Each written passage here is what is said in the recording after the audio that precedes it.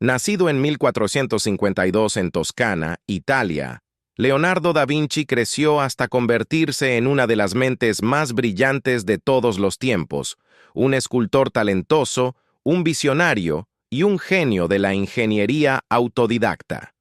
Si bien la mayoría de la gente está familiarizada con sus famosas obras de arte como la Mona Lisa o la Última Cena, es posible que no estén familiarizadas con otros aspectos de su trabajo que fueron igualmente transformadores para su abuelo. Antes de su muerte en 1519, Da Vinci desarrolló muchos conceptos e inventos revolucionarios que se adelantaron siglos a su tiempo. Su extraordinario trabajo hace que a muchos les resulte difícil creer que una persona pueda crear tanto en una vida, pero lo hizo. Lo motivaba el deseo de comprender la naturaleza. Este deseo alimentó su impulso por inventar y experimentar, lo que lo llevó a realizar descubrimientos notables sobre el funcionamiento del mundo natural y a superar los límites de la tecnología. Las habilidades de Da Vinci como artista también le permitieron esbozar y planificar en detalle sus inventos e ideas técnicas. Muchos de sus diagramas y planos son tan claros que todavía hoy se pueden utilizar para construir réplicas funcionales. Considerado el genio más grande de la historia de la humanidad, su influencia ha trascendido el tiempo y el espacio, y su sabiduría es una inspiración para toda la humanidad. Exploraremos la fascinante vida de Leonardo da Vinci, examinaremos sus asombrosas creaciones e ideas y preguntaremos, ¿cómo cambió Leonardo da Vinci el mundo? Primeros años de vida. El hombre conocido en la historia como Leonardo da Vinci nació el 15 de abril de 1452 en la pequeña ciudad de Vinci, o según algunos estudiosos, en el pueblo de Anciano cerca de Vinci, en la actual Toscana, Italia, a unos 30 kilómetros. El padre de da Vinci fue Ser Piero da Vinci, nacido en 1426 y perteneciente a una familia de terratenientes de clase media alta que habían vivido en la ciudad de Vinci desde el siglo XIII.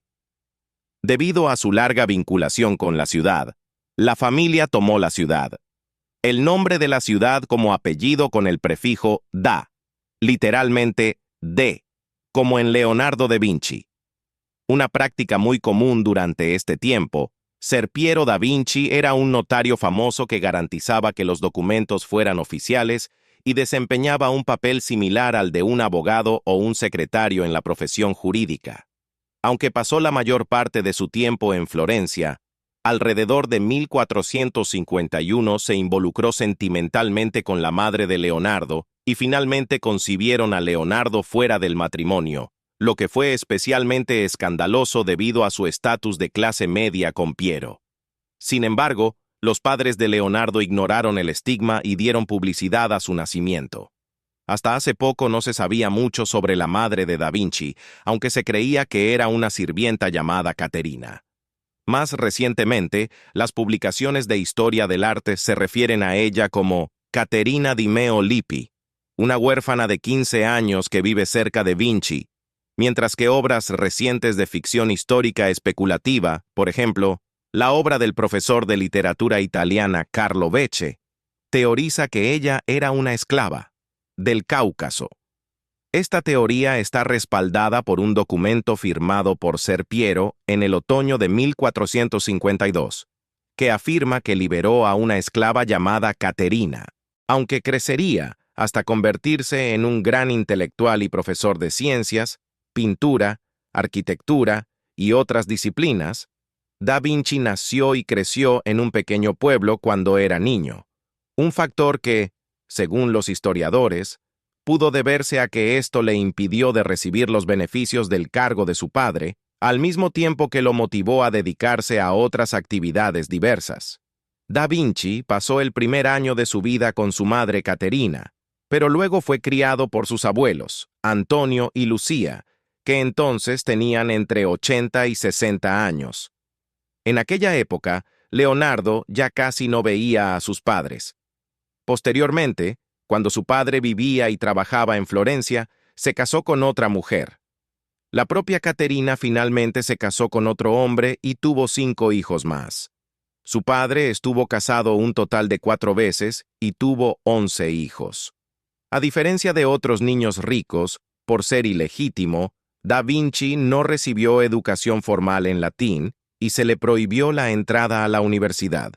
Sin embargo, aprendió aritmética, leyó y escribió en italiano, tocó la lira y aprendió técnicas agrícolas de su tío Francesco, una experiencia temprana que puede haber contribuido a su pasión de toda la vida por la ciencia y la naturaleza.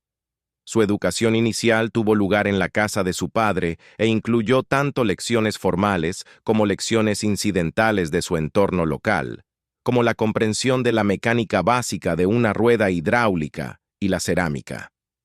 Florencia. En Florencia, muchos años después, en 1464, cuando Leonardo tenía solo 12 años, murió la primera esposa de Ser Piero, Albiera, y al año siguiente se casó con Francesca di Ser Giuliano Landredini, quien se convirtió en su segunda madrastra de Leonardo. Tras su segundo matrimonio y la muerte de sus abuelos, Leonardo y su padre se trasladaron a Florencia, un centro artístico y renacentista con casi 100.000 habitantes, en la década de 1460. Si fuera hijo legítimo, Leonardo habría tenido que seguir los pasos de su padre como notario, pero gracias a su hijo ilegítimo, fue libre de seguir la carrera que deseaba y fue también el momento en el que empezó a revelar su verdadero talento artístico. Durante su infancia, Leonardo realizó numerosos dibujos y bocetos. Su padre quedó tan impresionado por el talento de Leonardo que le dio su cartera de trabajos a un amigo de la familia, Andrea del Verrocchio, maestro escultor, pintor y joyero. Cuando Verrocchio vio la obra de Leonardo, se sorprendió y animó a su padre a asegurarse de que Leonardo siguiera siendo artístico. Aprender. Unos 4 años más tarde, en 1468, Leonardo da Vinci se convirtió en aprendiz en el estudio de Verrocchio, uno de los estudios de arte más famosos de Florencia. Trabajó y estudió con algunos de los mejores artistas de Florencia de la época. Es importante comprender que en ese momento y lugar de la historia, Florencia, la cuna del Renacimiento, era una ciudad próspera, un crisol de ideas, arte e innovación, impulsada en gran medida por la influyente familia Medici. La Casa de los Medici fue una dinastía bancaria y política que tuvo gran control e influencia sobre Florencia durante este período. Muchos historiadores teorizan que sin el patrocinio de los Medici, el Renacimiento nunca habría comenzado en Florencia. Ayudaron a crear un entorno político y cultural donde artistas como Leonardo, Botticelli y Miguel Ángel pudieron alcanzar su máximo potencial. Bajo el techo del taller de Verrocchio, los estudios de Leonardo no se limitaron al arte. Estuvo expuesto a muchos campos diferentes, desde la pintura y la escultura hasta la ingeniería y la metalurgia. Este enfoque multidisciplinario no era inusual en los talleres del Renacimiento, pero para Leonardo fue una puerta a posibilidades ilimitadas. Fue aquí, en medio del olor a pintura al óleo y el caos del cincel y el lienzo, donde Leonardo comenzó a desdibujar la línea entre el arte y la ciencia. Sus bocetos de este período muestran una atención excepcional al detalle y un profundo conocimiento de la anatomía, la botánica y la mecánica. Estos no son solo dibujos, son investigaciones, búsquedas intuitivas del funcionamiento de la vida y de la naturaleza. Las primeras obras de Leonardo, aunque pocas han sobrevivido, demuestran un talento crudo y refinado. Estudió el arte de la perspectiva, las sutilezas de la luz y la sombra y las complejidades de las emociones humanas. Pero quizás su mayor lección fue comprender la interconexión de todas las cosas, un principio que guiaría gran parte de su trabajo posterior. Durante estos años de formación, la personalidad de Leonardo también comenzó a forjarse. Es famoso por su belleza, ropa lujosa y conversación convincente. Sin embargo, también es una persona misteriosa, a menudo reservada, absorta en pensar y estudiar. Sus cuadernos llenos de bocetos e ideas son testimonio de una mente inquisitiva y siempre cuestionadora. Gran parte del trabajo realizado en el taller de Verrocchio se logró mediante esfuerzos de colaboración, con contribuciones conjuntas de artistas y aprendices. Un gran ejemplo de esto es el cuadro El bautismo de Cristo, en el que el joven ángel que sostenía el manto de Jesús pintado por Leonardo mostró una habilidad superior a la de su maestro, hasta el punto de que Verrocchio supuestamente dejó el pincel y nunca volvió a pintar. Muchos creen que el ángel de Leonardo eclipsa por completo el resto de la obra de Verrocchio en términos de realismo y técnica. Al final de su aprendizaje con Verrocchio, Leonardo estaba a punto de lograr algo mayor. No solo dominó las habilidades de su oficio, sino que también cultivó una perspectiva única del mundo. Fue esta visión, en la intersección del arte y la ciencia, la que definió su camino a seguir. La Anunciación. En 1472, a los 20 años, Leonardo comenzó a pintar La Anunciación, que se cree que fue su primera obra en solitario. Le llevó 3 años completarla y, a pesar de algunas perspectivas defectuosas, se puede ver la magia y la habilidad pura de Leonardo. Alrededor de 1473, Leonardo da Vinci se convirtió en miembro del gremio de pintores. A pesar de que su padre lo estableció generosamente con su propio taller, Leonardo siguió ligado a Verrocchio, colaborando y viviendo con él durante muchos años más. Registros judiciales de 1476 muestran que Leonardo y otros 3 jóvenes fueron acusados de sodomía en un incidente que involucró a un conocido prostituto masculino. Las acusaciones fueron posteriormente desestimadas por falta de evidencia. Ha habido mucha especulación, especialmente porque uno de los acusados, Leonardo Tornabuoni, estaba relacionado con Lorenzo de Medici, el gobernante de Florencia en ese momento. La familia Medici utilizó su influencia y poder para asegurar que se retiraran los cargos contra los 4 hombres. Según lo que ahora entendemos, muchos biógrafos de Leonardo piensan que era gay. No hay evidencia de que haya tenido alguna relación sexual con una mujer, pero definitivamente tuvo relaciones muy cercanas con 2 de sus asistentes masculinos a lo largo de los años, Salai y Melzi, que posiblemente fueron de naturaleza sexual. Sumado a la acusación de sodomía con un prostituto masculino, muchos han concluido que Leonardo da Vinci era gay.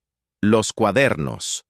En 1478, Leonardo completó un retrato de Ginebra de Benci, la hija de un noble florentino del siglo XV. Leonardo pintó el retrato en Florencia, posiblemente para conmemorar el matrimonio de Ginebra a los 16 años, aunque es más probable que celebrara un compromiso. Los retratos contemporáneos de mujeres suelen realizarse en 2 ocasiones: compromiso o matrimonio. Tradicionalmente, los retratos de boda se toman en parejas, la mujer de la derecha mirando a la izquierda. Dado que este retrato mira hacia la derecha, es más probable que represente un compromiso.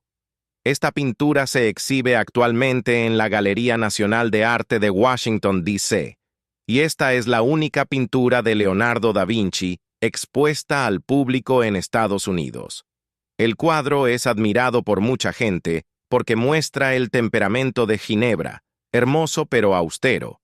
Ni siquiera sonríe y su mirada, aunque dirigida hacia adelante, parece indiferente al espectador. Ese mismo año, 1478, Leonardo comenzó a recibir sus primeros encargos independientes, que fueron tomados como una señal de que ya no trabajaba en el taller de Verrocchio. Alrededor de 1480, Leonardo da Vinci comenzó a llevar sus famosos cuadernos, llenos de intrincados dibujos y notas detalladas. El diario personal de Leonardo revela muchas de sus pasiones, desde la anatomía humana hasta la capacidad humana de volar. Leonardo da Vinci puede ser mejor recordado como el artista del misterioso fresco de Mona Lisa y La Última Cena, pero a juzgar por los números, es posible que el arte haya contribuido menos al mundo. Solo hay 22 de sus pinturas expuestas en todo el mundo y unos cientos de dibujos personales. Sin embargo, es muy bueno tomando notas. Escribió más de 13.000 páginas de notas y dibujos durante su vida. Unas 7.000 de estas páginas todavía existen hoy en día, junto con los escritos y dibujos de Leonardo. Lo interesante de los cuadernos de Leonardo es que la mayor parte de lo que escribió está reflejado. Escribe de derecha a izquierda en lugar de izquierda a derecha. A primera vista, casi parece un código extraño, pero es completamente legible si se mira a través de un espejo. Algunas personas creen que hizo esto para mantener su trabajo en secreto, pero una vez que te das cuenta de que está escrito al revés, es fácil de entender y leer. Hay una explicación más sencilla. Leonardo da Vinci era zurdo y la tinta se desvanecía fácilmente en aquella época. Para evitar ensuciar constantemente su obra, Leonardo ideó una forma de escribir espejos únicamente en su cuaderno personal. Cuando escribe algo para que lo lea otra persona, como una carta, escribe de la forma habitual, de izquierda a derecha, y es completamente legible. Su vasta colección de notas contribuyó en gran medida a lo que sabemos y entendemos hoy sobre Leonardo da Vinci. Muchas de estas colecciones de notas llegaron a ser tan valiosas y famosas como sus pinturas. En 1994, el fundador de Microsoft, Bill Gates, pagó por el Codex Leicester, un cuaderno encuadernado en cuero que contenía solo 36 páginas de algunos de los escritos, dibujos y teorías científicas más impresionantes de Leonardo. Sus cuadernos están llenos de observaciones, especulaciones e hipótesis científicas únicas, muchas de las cuales fueron confirmadas y respaldadas por investigadores independientes durante los siglos venideros.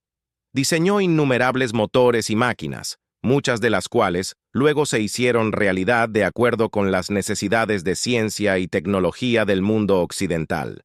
Leonardo rara vez escribía sobre sí mismo o su vida personal en cuadernos, pero en raras ocasiones revelaba mucho sobre sí mismo. Algunas personas creen que cuando tenía entre 28 y 30 años, sufrió depresión. En una página de su cuaderno escribió: "Mientras pensaba que estaba aprendiendo a vivir, estaba aprendiendo a morir". Esta idea de un Leonardo deprimido se correlaciona con un poema escrito sobre él por un amigo de la época. Uno de los versos de ese poema dice: "Leonardo, ¿por qué estás tan preocupado?".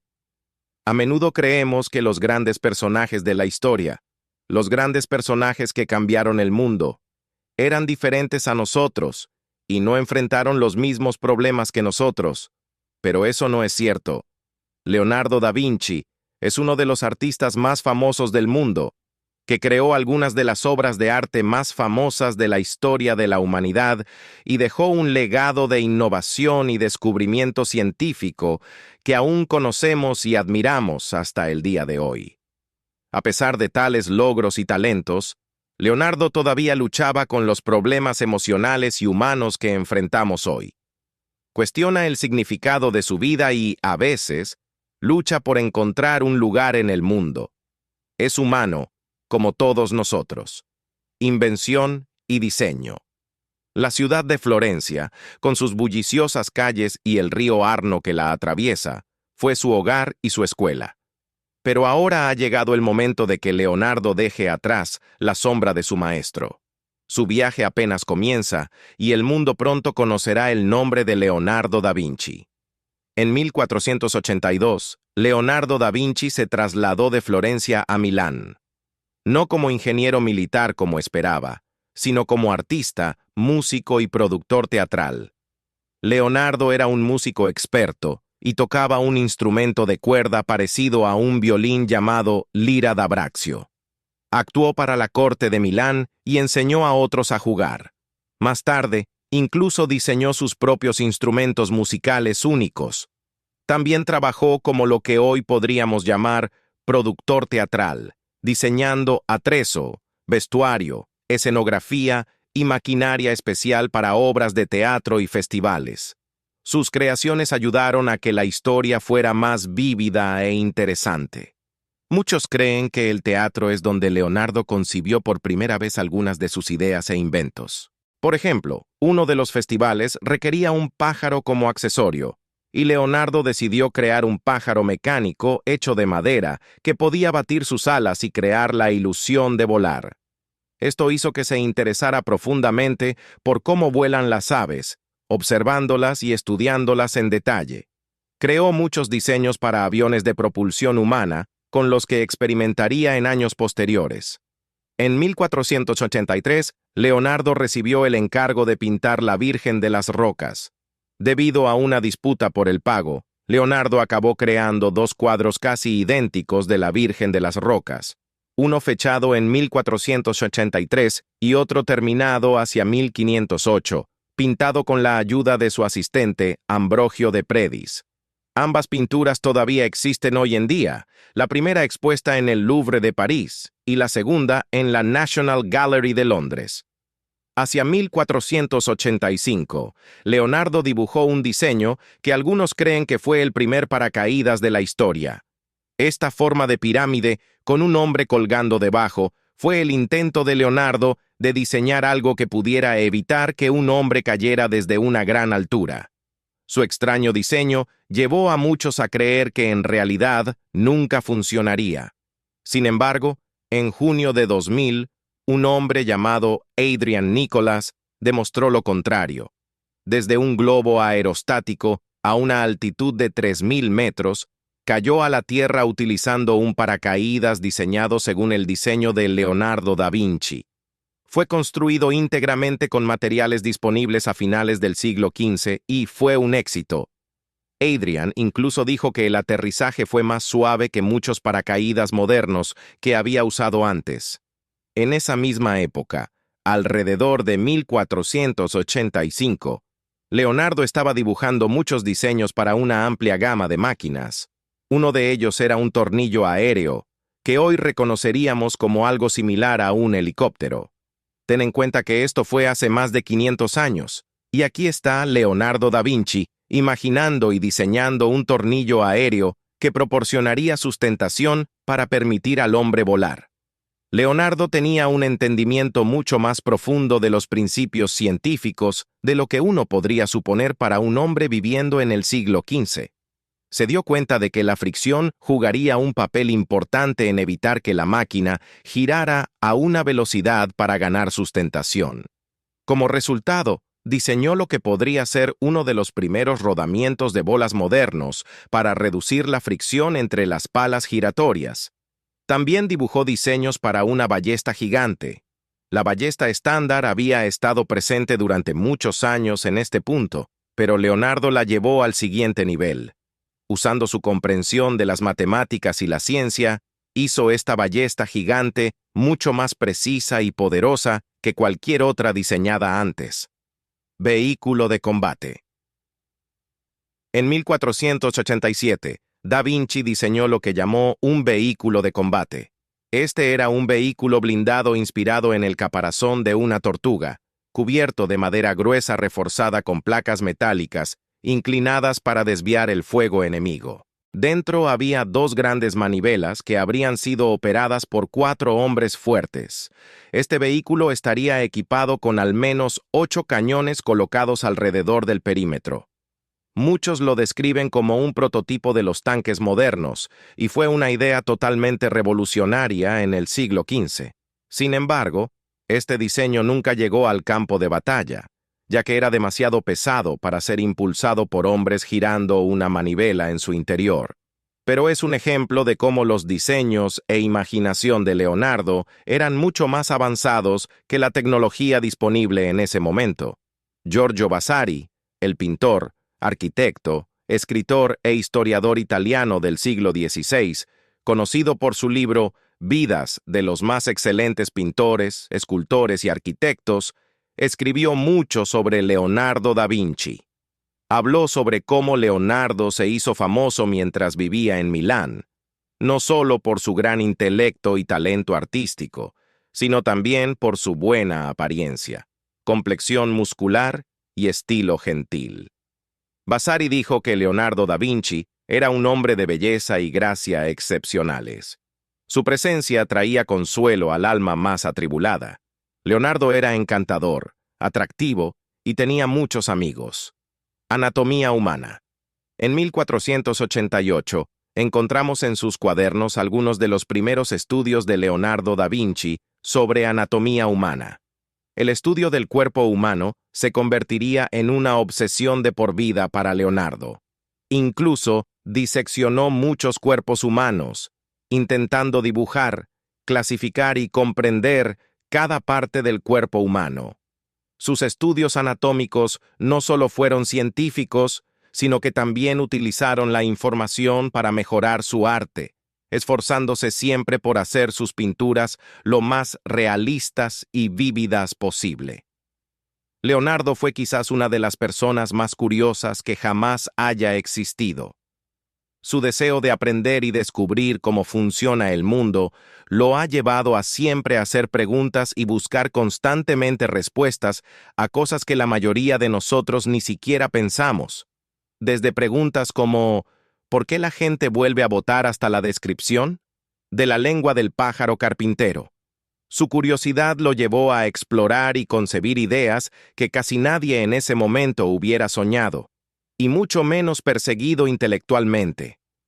Leonardo da Vinci era vegetariano, no come carne y prefiere vestir ropas de lino de colores en lugar de prendas confeccionadas con pieles de animales. También hay registros de que compró pájaros enjaulados en el mercado y los liberó, devolviéndoles la libertad perdida.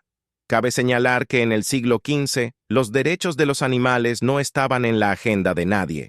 Sin embargo, aquí está Leonardo da Vinci, hace 500 años, reconociendo las capacidades sensibles de los animales y dándose cuenta de que las criaturas que comemos experimentan el mundo de manera similar a nosotros. Escribió: si dices ser el rey de los animales, ¿por qué ayudas a otros animales solo para que puedan tener crías y satisfacer tus papilas gustativas? Consideró la dieta vegetariana como un alimento sencillo que aportaba todo lo que el hombre necesitaba y abogó por su adopción. Su decisión de evitar comer carne tiene sus raíces en una ética basada en la ciencia. Pasó mucho tiempo estudiando plantas y animales y llegó a la conclusión de que, a diferencia de las plantas, los animales pueden sentir dolor igual que nosotros. Esta increíble compasión y contemplación de Leonardo contrasta marcadamente con el hombre que diseñó innumerables máquinas de guerra. Es evidente que hay algún conflicto dentro de Leonardo. Su deseo de crear grandes máquinas de guerra no es realmente compatible con su deseo de no causar ningún daño innecesario a otras criaturas vivientes. Casi todas las máquinas de guerra de Leonardo nunca se construyeron, debido principalmente a dos factores. Muchos de sus diseños eran simplemente demasiado avanzados en comparación con la tecnología que existía en ese momento, y en segundo lugar, cuando terminó de diseñar una de estas máquinas, ya estaba interesado y tenía curiosidad por lo siguiente que llamó su atención. Milán. En 1489, Leonardo da Vinci dirigió su genio al campo de la arquitectura, elaborando planes para rediseñar completamente la ciudad de Milán. Su visión era revolucionaria, centrándose en la estética y la limpieza para combatir la propagación de enfermedades como la peste bubónica. Los meticulosos diseños de Leonardo incluyen un sistema de drenaje avanzado, áreas subterráneas para carros y entregas, rampas suaves para un drenaje eficiente de aguas residuales y una escalera de caracol única que conecta el subsuelo con la superficie. El enfoque de Leonardo sobre la planificación urbana se adelantó a su tiempo y puso énfasis en la funcionalidad y la salud pública. Imaginó una ciudad donde la belleza y la practicidad coexisten, creando un ambiente más saludable para sus residentes. Sus planes demuestran su profundo conocimiento de la dinámica urbana y su espíritu de innovación, con el objetivo de transformar Milán en una ciudad modelo del Renacimiento. Ese mismo año, Ludovico Sforza encargó a Leonardo que creara una estatua gigante de bronce que representara a Francesco Sforza, un ex gobernante de Milán, montando a caballo. Leonardo quedó cautivado por el desafío de hacer que el caballo fuera lo más realista y magnífico posible. Su diseño para la estatua puede haberla convertido en la estatua de caballo de bronce más grande del mundo en ese momento. Sin embargo, el ambicioso proyecto de Leonardo sufrió un gran fracaso en 1494. Después de años de meticuloso diseño y refinamiento, Ludovico Sforza transfirió 66 toneladas de bronce reservadas para la estatua a su cuñado para que las fabricara y protegiera la ciudad de la invasión francesa. Esta decisión detuvo la creación de la que podría haber sido una de las obras más impresionantes de Leonardo. A pesar de este fracaso, los esfuerzos arquitectónicos y artísticos de Leonardo en Milán dejaron un impacto duradero. Sus ideas innovadoras sobre diseño urbano y su dedicación a la creación de arte realista demuestran su extraordinario talento y pensamiento pionero. El trabajo de Leonardo en Milán, aunque no se realizó plenamente en su época, continúa inspirando e influyendo en la arquitectura y el urbanismo modernos. El hombre de Vitruvio. En 1490, Leonardo da Vinci presentó al público su boceto del hombre de Vitruvio. Este dibujo se convirtió en una de las obras más famosas de Leonardo y cautivó la imaginación humana durante cientos de años. Vemos una figura masculina perfectamente dibujada en un círculo y un cuadrado, con el ombligo en medio del círculo y los genitales en medio del cuadrado. Este dibujo pretendía representar lo que Leonardo creía que era la conexión divina entre la forma humana y el universo. Se basa en un pasaje escrito 1500 años antes de que naciera Leonardo, por Vitruvio, arquitecto, autor e ingeniero romano. Vitruvio escribió sobre cómo el cuerpo humano encaja dentro de un círculo que representa lo divino y un cuadrado que representa la tierra. Fue el intento de Leonardo de imaginar al hombre perfecto según las obras de Vitruvio. Un dibujo geométrico de la antigua idea de que el hombre es un universo en miniatura, un microcosmos. Leonardo no fue el único que intentó dibujar esto. Giacomo Andrea, un arquitecto amigo de Leonardo, dibujó su propia versión del hombre de Vitruvio posiblemente antes de que Leonardo creara la suya propia. Puedes ver claramente las similitudes. Muchos creen que el hombre de Vitruvio de Leonardo es casi un autorretrato. El hombre que vemos en el medio se parece mucho al que representaron Leonardo en ese momento, con cabello largo y rizado, músculos claros y contornos faciales. Quizás esta sea una rara visión de cómo era el gran Leonardo da Vinci a través de sus propios ojos. El pequeño diablo. En ese mismo año, 1490, Gian Giacomo Caprotti da Oreno, conocido mejor por su apodo Salai, que se traduce aproximadamente como pequeño diablo, vino a vivir con Leonardo. Salai tenía solo 10 años en ese momento y Leonardo casi 40. Pero un joven aprendiz que venía a vivir con su nuevo maestro artístico no era algo raro en esos tiempos. Salai ganó su apodo de pequeño diablo. Leonardo escribió en uno de sus cuadernos una lista de las travesuras de Salai, llamándolo un ladrón, un mentiroso, terco y glotón, y Salai robó dinero de Leonardo en al menos 5 ocasiones. A pesar de todo esto, Leonardo lo toleraba y Salai permanecería parte del hogar de Leonardo durante 30 años, hasta la muerte de Leonardo. Se cree que muchos de los dibujos de Leonardo e incluso 2 de sus pinturas están basados en Salai. San Juan Bautista, pintado entre 1513 y 1516, y Baco, pintado entre 1510 y 1515. Esto nos da una buena idea de cómo era Salai, diseño del telescopio. Leonardo da Vinci, conocido por obras maestras como la Mona Lisa, también incursionó en la astronomía. Alrededor de 1491, esbozó diseños para un telescopio que ampliaría la luna, detallando el grosor necesario del cristal para una magnificación adecuada. Esto ocurrió casi un siglo antes de que Galileo usara un telescopio para hacer sus famosos descubrimientos. Los cuadernos de Leonardo revelan su comprensión de la óptica, la refracción de la luz y la reflexión, fundamentales para el diseño del telescopio. Su curiosidad abarcaba diversos campos, desde la anatomía hasta la ingeniería, y se propuso mejorar las capacidades humanas a través de inventos como máquinas voladoras y trajes de buceo. El telescopio formaba parte de esta visión, extendiendo la vista humana más allá de sus límites naturales. Aunque muchas de sus observaciones astronómicas resultaron luego ser inexactas, el enfoque de Leonardo en la investigación científica, que mezclaba la observación, la experimentación y la imaginación, fue revolucionario. Su diseño de telescopio, aunque no se realizó en su vida, sentó las bases para futuros avances en astronomía. Durante el Renacimiento, un período de transformación intelectual, Leonardo personificó el ideal del polímata, empujando los límites del conocimiento.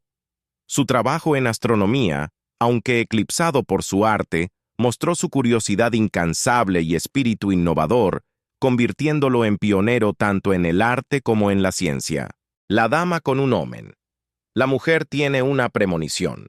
En 1492, Leonardo da Vinci completó el famoso cuadro La mujer siniestra, que retrata a Cecilia Gallerani, la amante de Ludovico Sforza, duque de Milán. Esta obra maestra muestra la capacidad de Leonardo para capturar no solo la apariencia, sino también la gracia y el carácter interiores, al representar a Gallerani con un delicado armiño, símbolo de pureza e inteligencia. Mientras tanto, el escenario político se volvió sombrío a causa de la invasión francesa. A pesar de los desafíos de la guerra, los esfuerzos artísticos de Leonardo no disminuyeron. En 1495 se embarcó en nuevos proyectos creativos, enriqueciendo su legado como artista visionario e innovador del Renacimiento. Sus contribuciones a las artes y las ciencias siguen siendo duraderas e influyen en generaciones con su profundo conocimiento y su espíritu pionero. La Última Cena. La Última Cena, una de sus obras más famosas. Pintó el mural en la pared del refectorio del monasterio de Santa María delle Grazie, en Milán, Italia. El cuadro muestra la escena de la última cena de Jesús con sus apóstoles, tal como se relata en el Evangelio de Juan. Leonardo capturó el momento inmediatamente después de que Jesús anunciara que uno de sus 12 apóstoles lo traicionaría. Es un fresco excelente que captura perfectamente la emoción del momento. A Leonardo da Vinci le gustaba usar pintura a base de óleo, un medio que permitía a los artistas trabajar lentamente, agregar capas y realizar cambios fácilmente. Tradicionalmente, la pintura al óleo no se utiliza para pintar paredes, porque a menudo no es duradera. Sin embargo, Leonardo pensó que tenía un nuevo método para superar esto, pero lamentablemente resultó ineficaz. Debido a la combinación del método de construcción del edificio y la nueva pintura de Leonardo, la imagen comenzó a desvanecerse y desmoronarse a los 20 años de su finalización. A lo largo de los años, muchos artistas han intentado restaurar el enorme mural, a menudo con resultados mixtos. Durante la Revolución Francesa, el ejército francés utilizó el comedor como armería y establo, tirando piedras a la pintura y arañando los ojos de los apóstoles. Luego, durante la Segunda Guerra Mundial, una bomba aliada alcanzó el invernadero, pero la estructura de sacos de arena protegió gran parte de la pintura, evitando daños mayores. Entre 1978 y 1999 se llevó a cabo una restauración importante, que estabilizó la pintura, eliminó gran parte de la pintura no original agregada durante otras restauraciones y restauró gran parte de lo que quedaba de la obra original de Leonardo. Su cuadro del siglo XV, La Última Cena, es quizás el cuadro más famoso de su carrera. Leonardo no fue el primero en representar artísticamente esta escena sagrada de la vida de Cristo, pero ciertamente fue único en su enfoque. La Última Cena, de Leonardo da Vinci, contiene mensajes y símbolos ocultos. Al igual que los cameos de Alfred Hitchcock, Leonardo incluía a menudo sus propios retratos en sus obras. Algunos creen que se interpretó a sí mismo como Tadeo en La Última Cena. La pintura, expuesta en el comedor de Santa María delle Grazie en Milán, representa el momento en que Jesús anuncia la traición y caída de un apóstol. Jesús, en el centro, forma un triángulo que simboliza la Santísima Trinidad, con los apóstoles agrupados en grupos de 3. Judas Iscarotese se muestra con la cabeza inclinada y la tez sombría, sosteniendo una bolsa de plata para indicar su traición. Usó su mano izquierda, históricamente considerada siniestra, y derramó sal, simbolizando su alianza rota con Jesús. Pedro, con un cuchillo cerca de Judas, insinúa el destino de Judas y predice que más tarde Pedro le cortará la oreja a un sirviente esa misma noche. La mano de Pedro en el cuello de Juan también simboliza la tensión entre ellos. Lo que también es controvertido es que Jesús y los apóstoles carecían de halos, lo que sugiere que Leonardo dudaba de su divinidad. Algunos han especulado que la figura a la derecha de Jesús es María Magdalena, y no Juan, insinuando una conexión más profunda entre ella y Jesús. Esta teoría se hizo popular con el Código da Vinci, aunque las notas de Leonardo identifican al personaje como Juan. Colaboración. En 1496, Leonardo da Vinci se unió a su amigo Luca Pacioli para ilustrar uno de los libros de matemáticas de Luca. Leonardo era un gran colaborador. Le encantaba discutir ideas con otras personas y a menudo interrogaba a expertos para aprender todo lo que sabían. Pasaba horas debatiendo y explorando nuevas ideas con sus amigos. Pruebas. En 1498, Leonardo da Vinci probó uno de sus diseños para una máquina voladora. Leonardo estaba extremadamente interesado en el vuelo, dedicando enormes cantidades de tiempo a estudiar y observar aves para entender cómo volaban. En esa época, muchos creían que las aves volaban de manera similar a cómo flotan los barcos sobre el agua.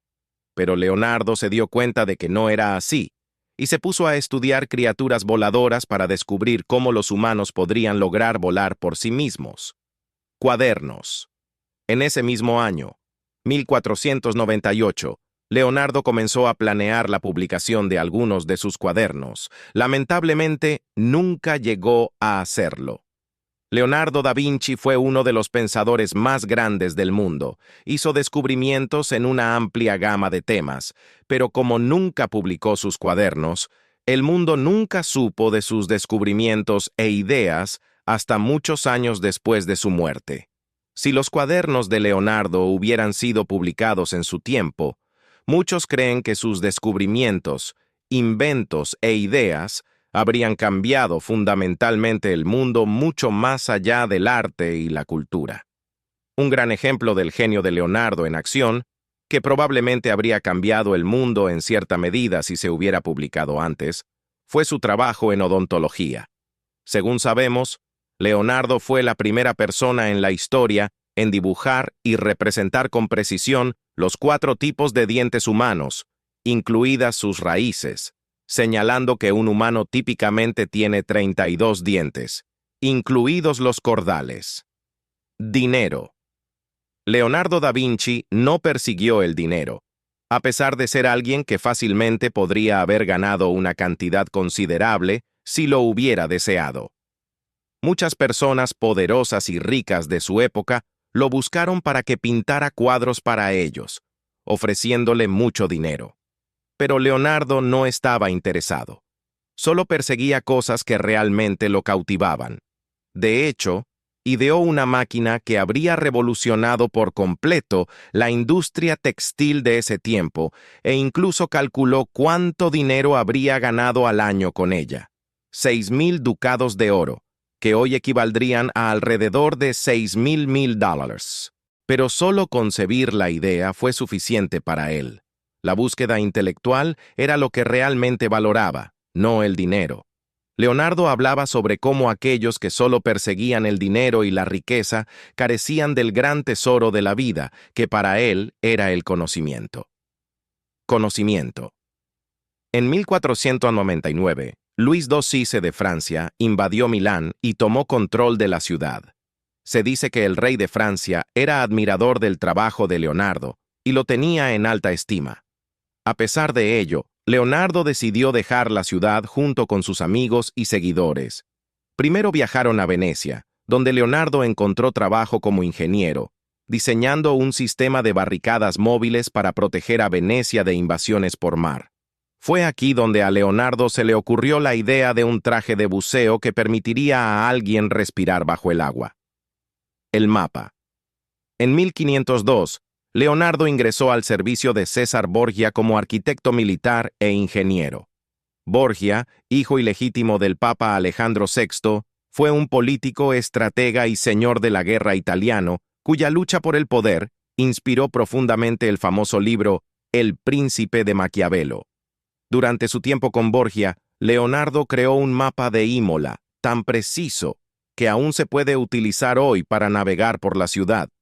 En esa época, la mayoría de los mapas eran vistas simbólicas de colinas que resaltaban características clave como iglesias, palacios y fortalezas militares, pero eran casi inútiles para una navegación detallada. Leonardo da Vinci decidió crear algo diferente. Un mapa preciso que realmente se pudiera usar para la navegación y la planificación. Utilizando mediciones detalladas, registró la distancia y los ángulos de cada calle, edificio y muralla en Imola, creando algo más cercano a un mapa satelital moderno, hace 500 años, usando solo equipos que él mismo diseñó y fabricó. Este es solo otro ejemplo de la brillantez intelectual y la ingeniosidad de Leonardo en acción. Su mente curiosa desafiaba los límites de lo que se creía posible en ese momento, y sus maravillosas habilidades observacionales ayudaron a convertir sus ideas en realidad. El desvío. Mientras trabajaba para César Borgia en 1502, Leonardo conoció a un joven Nicolás Maquiavelo. Maquiavelo fue un diplomático, filósofo y escritor del Renacimiento italiano, famoso por su libro El Príncipe. A menudo se le describe como el padre de la filosofía política moderna y la ciencia. Juntos, Leonardo da Vinci y Maquiavelo conspiraron para desviar el río Arno. En ese momento, Florencia estaba en guerra con Pisa desde hacía 7 años, y Leonardo y Maquiavelo creían que al desviar el río Arno podrían poner fin a la guerra al quitarle a Pisa su fuente de agua, debilitando así la ciudad. Leonardo creó planes detallados, utilizando todas sus habilidades científicas y conocimientos sobre movimiento del agua, geología e ingeniería. Fue un proyecto enorme, con Leonardo calculando que tomaría 54.000 días de trabajo para completarse. Aquí puedes ver el dibujo de Leonardo del plan para la desviación. Aquí está el río Arno, y aquí está la desviación planeada por Leonardo. Pasaron muchos años hasta que el gobierno florentino aprobó el proyecto, y para ahorrar costos, no siguieron los planes de Leonardo, lo que finalmente llevó al fracaso del proyecto. La Mona Lisa. En 1516, el rey Francisco I de Francia ofreció a Leonardo da Vinci, que ya tenía 60 años, el puesto de pintor de la corte, ingeniero y arquitecto real. Leonardo se estableció en el Château d'Amboise, en Francia, y nunca volvió a Italia. Surgió una profunda amistad entre el joven rey y Leonardo, quien encontró un hogar en el Clos Lucé, la residencia de verano del rey, donde dedicó sus últimos años a su pasión por aprender y crear. Durante este tiempo, trabajó en planes arquitectónicos, destacándose la escalera de doble hélice en Chambord. En 1503, Leonardo comenzó a pintar la Mona Lisa, la obra de arte más famosa de la historia, expuesta en el Louvre desde 1797. Es un retrato de Lisa del Giocondo, esposa de un mercader florentino, conocido por su enigmática sonrisa y mirada que parecen seguir al espectador por la habitación. Este retrato psicológico pionero en su época sigue siendo objeto de estudio y admiración, reflejando la mente inquisitiva de Leonardo. Su enfoque integrador de ciencia y arte lo llevó a aplicar su conocimiento científico a la pintura, transformando un retrato común en un icono cultural y artístico. La Mona Lisa de Leonardo da Vinci, también conocida como la Gioconda, ha inspirado el fenómeno científico del efecto Mona Lisa, donde parece que sus ojos te siguen sin importar dónde estés.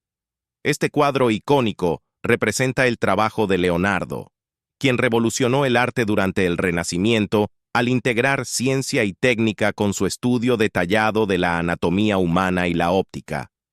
Leonardo fue pionero en la técnica del sfumato, una forma de pintura que suaviza los bordes para crear transiciones suaves entre colores, dando a la Mona Lisa su mirada profunda y expresiva. Esta técnica también contribuye a la enigmática sonrisa de Lisa, que parece cambiar según desde dónde se observe, reflejando las complejidades de la percepción visual humana. Utilizando su comprensión de la óptica y la anatomía, Leonardo creó una obra que desafía la percepción, mostrando cómo la luz y la sombra pueden alterar nuestra interpretación de una expresión facial. La Mona Lisa no solo es una pintura, sino un estudio fascinante de la intersección entre arte y ciencia que continúa intrigando a la humanidad. Después de completar la Mona Lisa con meticulosidad a lo largo de años, Leonardo aplicó hasta 35 capas de pintura solo en su rostro para lograr el efecto sfumato. Este cuadro no solo es famoso, sino que también ha generado numerosos mitos y especulaciones sobre la identidad de su modelo.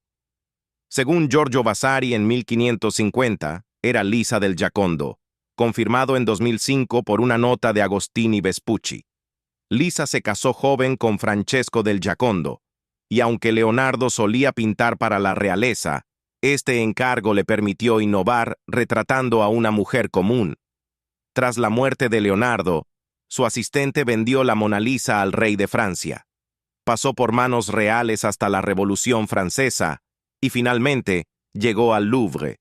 Robada en 1911, causó sensación global y regresó en 1914, donde desde entonces ha sido una atracción principal, atrayendo multitudes al museo. La Batalla de Angari.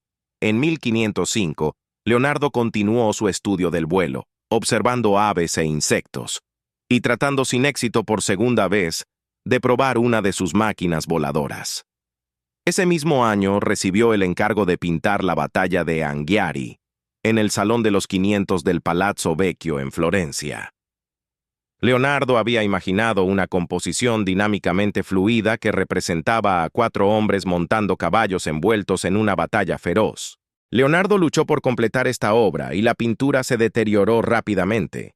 Todo lo que tenemos hoy en día es este dibujo de la pintura hecho por Peter Paul Rubens en 1603. Mientras vivía en Florencia, Leonardo da Vinci se convirtió en una especie de celebridad local. En esta época, los artistas eran en su mayoría vistos como artesanos, de la misma manera en que podríamos ver a un carpintero o albañil. Pero Leonardo fue uno de los primeros en romper este molde.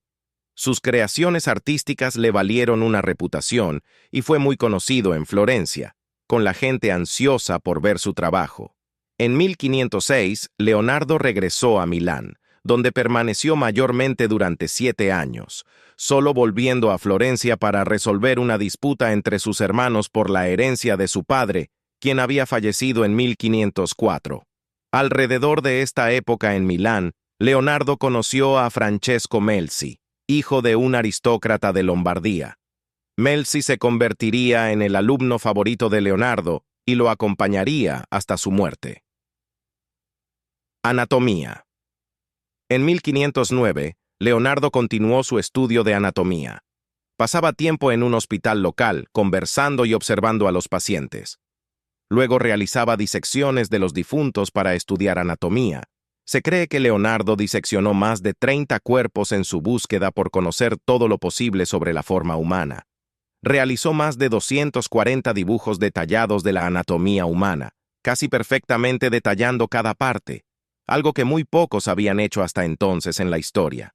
Como un artista conocido y exitoso, a Leonardo se le concedió permiso para disecar cadáveres humanos en varios hospitales en Florencia, Milán y Roma. Los artistas en aquel tiempo a menudo estudiaban la forma humana, pero Leonardo llevó esto al siguiente nivel. Pasaba tanto tiempo disecando, analizando y dibujando cuerpos humanos y sus partes que a menudo comenzaban a descomponerse antes de que pudiera completar una autopsia completa. Ahora se cree que si Leonardo da Vinci hubiera publicado sus estudios anatómicos durante su vida, habría cambiado completamente la historia médica. Algunas de las cosas que descubrió, teorizó y observó no se replicarían o redescubrirían hasta cientos de años después de su muerte. Fue un pionero de la anatomía, pero no lo sabíamos hasta hace poco porque nunca publicó su trabajo. Creó un método para mapear la estructura interna del cerebro mediante la inyección de cera caliente, creando el primer medio solidificador conocido para definir la forma y el tamaño de una estructura interna del cuerpo. Tomaría más de 200 años para que esta técnica fuera replicada por alguien más. Modeló y teorizó hábilmente cómo funcionaba el corazón humano, incluso creando un modelo funcional de vidrio para replicar el flujo sanguíneo. Algunas de las predicciones de Leonardo sobre los vórtices del flujo sanguíneo sistólico solo fueron probadas correctamente en 2014. No se limitó solo a los humanos, disecando caballos, vacas, aves, monos y ranas, comparando y contrastando sus estructuras anatómicas con las de los humanos. También se enfocó en la emoción humana, tratando de entender qué la causaba. Disecó rostro tras rostro, intentando averiguar qué partes del rostro provocan la aparición de cada emoción. Sus estudios del cuerpo humano y la anatomía comenzaron originalmente para mejorar su arte, como una forma de hacer sus pinturas más realistas y vivas. Pero este estudio rápidamente se convirtió en una pasión y un interés genuino para Leonardo en sí mismo. Su trabajo en el cuerpo humano y la anatomía fue monumental. Una vez más, si no hubiera tanto que celebrar de Leonardo da Vinci, su trabajo en anatomía solo le habría asegurado un lugar en la historia. Roma. En 1513, Leonardo se trasladó a Roma por invitación del hermano del Papa. Fue aquí donde se dice que Leonardo dibujó este retrato de sí mismo, aproximadamente a la edad de 60 años. Vemos a un hombre mayor, con un rostro cansado, pelo largo y barba. Este dibujo ha definido en gran medida cómo vemos la apariencia de Leonardo da Vinci, ya que se cree que es el único autorretrato verificado que tenemos de él. Entre 1513 y 1516, mientras estaba en Roma, Leonardo pintó a San Juan Bautista. En esta época, alguien lo describió como uno de los pintores más destacados del mundo, que desprecia el arte para el cual tiene un talento tan raro. En 1517, Leonardo da Vinci se trasladó a Amboise, en Francia, como huésped del rey francés Francisco I, recibiendo el título de primer pintor, ingeniero y arquitecto del rey. Durante su estancia en Francia, Leonardo hizo muy poca pintura, enfocándose en cambio en sus otras pasiones. Diseñó una ciudad entera que el rey planeó construir brevemente. Francisco I era un gran admirador de Leonardo y su trabajo, al igual que su padre. El rey pasó mucho tiempo con Leonardo, aprendiendo todo lo que pudo del maestro. En una hoja de notas geométricas en una de las últimas páginas de los cuadernos de Leonardo, él interrumpe abruptamente sus teorías y escribe: «La sopa se está enfriando». Muchos piensan que esta fue la última entrada en el cuaderno de Leonardo da Vinci. Su mente seguía trabajando, tratando de resolver problemas y descubrir nuevas ideas, pero luego era recordado de que la sopa lo esperaba abajo, junto con sus amigos, y era hora de parar. Muerte. El 2 de mayo de 1519, a la edad de 67 años, Leonardo da Vinci falleció. Su muerte fue inmortalizada 300 años después en un cuadro que lo representa en su lecho de muerte, con el rey Francisco I de Francia sosteniendo tiernamente su cabeza y mirándole a los ojos. Esta escena conmovedora captura los últimos momentos de una de las mentes más grandes de la historia, cuyas contribuciones abarcaron el arte, la ciencia y la ingeniería. Leonardo pasó sus últimos años en Francia Invitado por el rey Francisco I, quien admiraba y apoyaba su trabajo, su legado continúa inspirando, reflejando una vida dedicada a la búsqueda del conocimiento y la creatividad. Conclusión. Entonces, ¿cómo cambió Leonardo da Vinci el mundo? Su arte ha inspirado y cautivado a personas en todo nuestro planeta durante más de 500 años. Logró capturar y retratar la vida de una manera que nadie más ha logrado desde entonces.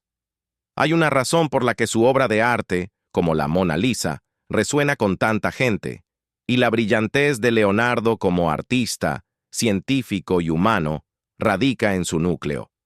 A pesar de la gran influencia y el impacto de Leonardo en nuestro mundo a través del arte y la cultura, creo que la parte más interesante es el cambio que nunca ocurrió.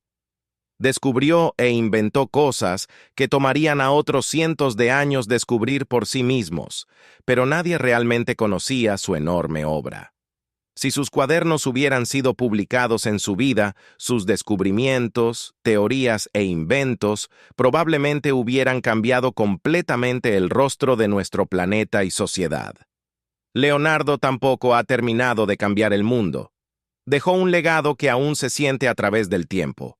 A medida que continuamos aprendiendo más y más sobre él, nos enseña a ser más curiosos y observadores, a hacer más preguntas y buscar más respuestas. Nuestro mundo ha producido personas mucho más inteligentes que han superado a Leonardo en casi todos los campos, pero rara vez encontramos a alguien tan universalmente talentoso. Alguien que pueda aplicar su brillantez a una amplia variedad de temas y, con su mente curiosa y ojo observador, obtener tantas ideas nuevas e interesantes y respuestas. Era un genio, pero no nació así. Su curiosidad lo impulsó a aprender, descubrir y dominar tanto que lo hizo grande.